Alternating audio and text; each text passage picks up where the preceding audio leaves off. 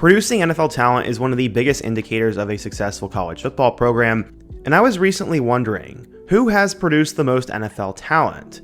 Well, today we're going to talk about that. We're going to go through the last decade of college football, and we're going to go through which schools have produced the most first-round picks. Obviously, that is the toughest thing to do as a team, is to produce a first-rounder. So in today's video, we are going to try to figure out who produces the most NFL talent, more specifically at the first round. But before we get started, if you're a big fan of college football, be sure to subscribe to the channel, leave a like if you want to support today's video, and let me know what player, team, topic, or situation I can cover next. Now let's go ahead and get started and talk about which school produces the most first-round picks. Okay, so coming in at number 10, we have the Washington Huskies. Over the last 10 years, 3 schools have had 8 players drafted, so I have them ranked 8th through 10th. They are not arranged in any particular order, so I'm not going to rank them, but we're first going to talk about Washington. The Huskies have had a weird last 10 years, sort of alternating between really good and really bad, under a wide range of head coaches. While they were on a bit of a downswing last year after making the national title game in 2023, I do think Jedd Fisch will get them back to where they need to be. Last season's drop-off definitely showed, as they lost a lot of NFL talent in the first round of the 2024 draft, and they've had some pretty good players. I mean, Michael Penix Jr. was a top 10 pick, and same with Rome Odunze, and then Troy Fautanu was a huge pick as well. Looking ahead to the 2026 draft, some are projecting Denzel Boston to hear his name go in the first round, so we will see if they can add another one to the belt. At number 9, we have the Oregon Ducks. The Ducks have consistently sent a player to the first round of the draft over these last few years, but the most they've ever had drafted in one single round was in 2025, when 2 Ducks heard their name called. The first one was defensive tackle Derek Harmon, and the second one was offensive tackle Josh Connerly. But they've actually had some really good players come through this program, as in 2017, DeForest Buckner ended up being a first-round pick. In 2020, Justin Herbert was a first-round pick and has gone on to be really good for the Chargers. You also had big-time offensive lineman Penei Sewell, and he's one of the best offensive tackles in the league with the Lions. And the newest Duck to set the league on notice was quarterback Bo Nix, who I thought was an underrated gem in the 2024 draft as he went to the Broncos. He proved a ton of people wrong and won Offensive Rookie of the Year in the AFC. Oregon consistently produces first-round picks, and it looks like next year they will have another one, as Isaiah World is getting out of this world hype. At number 8, the last school that has had 8 draft picks is the Penn State Nittany Lions, and they're kind of unique that they didn't have a first-round pick in this time range until 2018, when the Giants took Saquon Barkley 2nd overall. It feels to me it took a long time for James Franklin to start getting to work at Penn State, and a lot of that was probably due to the fact that they shared the division with Ohio State, who was just a machine for the longest time. But now that the divisions are gone, I can see Penn State continuing to get top-level talent to come through their football program, and they've had 2 players drafted in the first round a few times. It happened last year, as well as in 2024 and 2021, as they've had Tyler Warren, who went this year, receiver Jahan Dotson, who went a couple of years ago, and then some other guys like Odafe Owe, Micah Parsons, Chop Robinson, and Abdul Carter. Olu Fashanu was also a first-round pick, and next year, they could also have another couple first-round picks, as Drew Aller and Nick Singleton are supposed to go in the first round. You'll notice that most of these teams that I mentioned have been competitive in college football over the last 2 years, but coming in at 7th with 10 total players drafted in the first round is the Florida Gators, who have not made an SEC title game since 2020, and that was all the way back when Dan Mullen led them to a loss against Alabama. They've never made the college football playoff and have sort of been struggling under Billy Napier, but they do have a bright future this year, and a lot of it has been because of bad coaching, but they've definitely been recruiting well. Dan Mullen sort of epitomized that, as he was a great recruiter up front, but sort of fell off a cliff by the end of his tenure in Gainesville. The most they've ever had drafted in a single first round was in 2021 and in 2016, when they both had 2 Gators drafted. Looking back through the last 10 years though, most of the players drafted in the first round from Florida have either been bust or just not as good as advertised. Here's the list: Ricky Pearsall, Anthony Richardson, Kaiir Elam, Kyle Pitts, Kadarius Toney, CJ Henderson, Taven Bryan, Jared Davis, Vernon Hargraves, and Keanu Neal. Kyle Pitts is by far the best player in that range, and the Falcons honestly don't even use him right.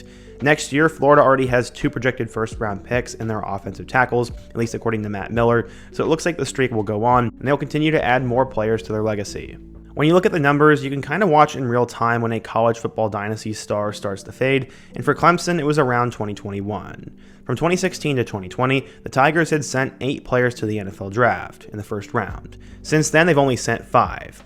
Their last first-round pick was Ravens corner Nate Wiggins in 2024, and maybe their biggest draft pick in the last 10 years was Deshaun Watson, who was drafted by the Houston Texans after winning the Heisman in 2017, but his career has sort of taken a nosedive for a multitude of reasons. Clemson's top amount of first-round draft picks came in 2019, when 3 Tigers were drafted in the first round, in Clelin Ferrell, Christian Wilkins, and Dexter Lawrence. Dexter Lawrence ties Deshaun Watson with 3 Pro Bowl appearances, making him the best former Tiger in recent memory to come out of that program. Clemson has valued their defense, led for a long time by Brett Venables, and he's now the coach at Oklahoma, and they have had a couple of defensive linemen in the last couple years, like Miles Murphy, Brian Bresee, and Shaq Lawson, but it's going to continue. Woods and TJ Parker are getting an enormous amount of hype for 2026, Cade Klubnik could easily go in the first round, and Antonio Williams is a projected first-round pick. I think Clemson is already back on the up, and Dabo Swinney does know how to develop talent. Coming in at number 5, we have the Michigan Wolverines, as they've put out 13 first-round draft picks over the last 10 years. They're kind of like the reverse of Clemson, in that they're starting to put out a lot more players recently than they did in the past. From 2016 to 2019, Michigan only had 4 players drafted in the first round, but since then, they've had 9. That includes 3 in last year's. They had Mason Graham, Colston Loveland, and Kenneth Grant all go in the top 15, and they've actually had a lot of recent success along the defensive line, with players like Mozzie Smith, Kwity Paye, Rashawn Gary, and Aiden Hutchinson all being drafted in the first round at the position since 2016. Their numbers have followed a slow and gradual trip to becoming a national title winner under Jim Harbaugh before he returned to the NFL in California to coach the Chargers. If you go back before Coach Harbaugh's time with the Wolverines, there was a significant time where they didn't put out many first-round players. They took a step back when he left after winning the national championship, so I don't necessarily know if they'll keep this streak up, but they have done really well the last few years. Coming in at 4th place is the LSU Tigers, who have had 15 players drafted in the first round since 2016. LSU had a crazy draft in 2020, as 5 of their players ended up going in the first round, including Joe Burrow at number 1 overall, and Justin Jefferson to the Minnesota Vikings. And LSU likes to call themselves DBU because of all the defensive backs they send to the league, and there's a reason for that. Since 2016, they've had 3 defensive backs taken in the first round. But they've actually had a better record on the offensive side of the ball in recent history, as they've had 4 receivers taken in that same time frame, as well as 2 franchise quarterbacks in Joe Burrow and now Jaden Daniels with the Commanders. Louisiana is a very talent-rich state, and they tend to put a bunch of corners and receivers into the NFL. I mean, they had Brian Thomas Jr., Malik Neighbors, Jamar Chase, and Justin Jefferson, and all those guys are near the top of the NFL already. LSU has been one of the best at developing at those positions, and this past year they sent Will Campbell to the first round, and next year they've got a couple of guys on the docket as well. Surprisingly, coming in at 3rd, we have the Georgia Bulldogs, as they've started to come on over the last few years. They've had a total of 20 players drafted in the first round since 2016, but from 2016 to 2021, the Dogs only had 7 players drafted in the first round. From 2022 to 2025, though, they've had 13 guys drafted in the first round. That also makes sense because Georgia has had an absolutely crazy defensive unit under Kirby Smart, and I feel like Georgia is truly a factory for elite defensive talent. Guys like Jordan Davis, Devontae Wyatt, Trayvon Walker, and Jalen Carter are all first-round picks and are some of the best D linemen in the NFL already. Georgia's top year for getting players drafted was the first round in 2022, when they had 5 guys selected. That included first overall pick Trayvon Walker, as well as Jordan Davis, Quay Walker, Devontae Wyatt, and Lewis Sine. Those players were all on defense, but they've also succeeded in sending a few offensive tackles to the first round, as well as an electric tight end by the name of Brock Bowers, who's already taken the NFL by storm. Next year, the Bulldogs have a couple more projected guys to go in the first round, and I think Kirby will just continue to dominate the draft. Coming in at number 2 is the Ohio State Buckeyes, who've had 26 total first-round picks in the last 10 years.